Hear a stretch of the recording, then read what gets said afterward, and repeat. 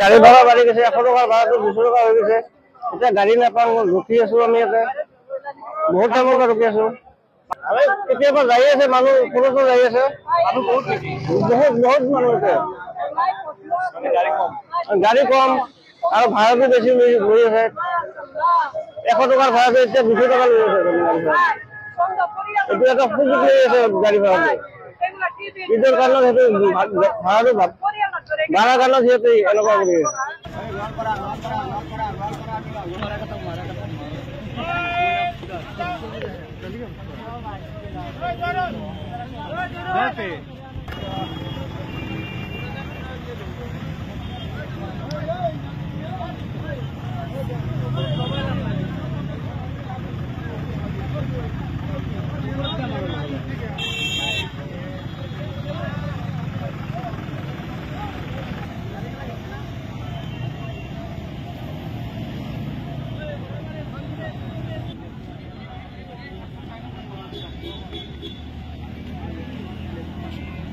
ইমান ওপৰত ভাড়া কম লয় নেকি?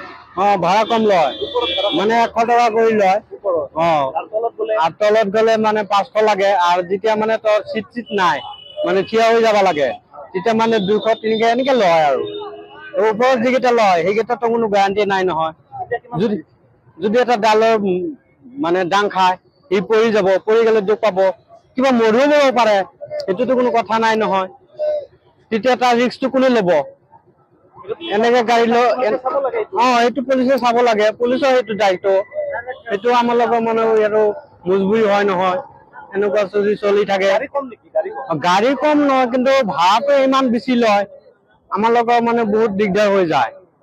ইমান বেছি বোলে 500 টকা ভাড়া, এইটো ধেমালি নেকি?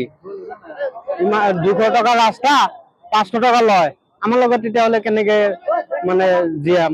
গাড়ী ভাড়া বাঢ়ি গৈছে, 100 টকাৰ ভাড়াটো 200 টকা হৈ গৈছে। এতিয়া গাড়ী নাপাওঁ, ৰখি আছো আমি ইয়াতে, বহুত টাইমৰ পৰা ৰখি আছো।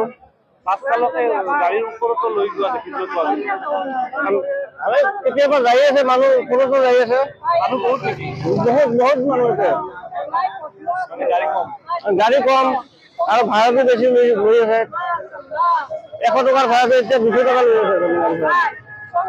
এইটো এটা সুযোগ লৈ আছে গাড়ী ভাড়াটো। ঈদৰ কাৰণত সেইটো ভাড়াটো ভাড়া কাৰণত সিহঁতে এনেকুৱা কৰি আছে।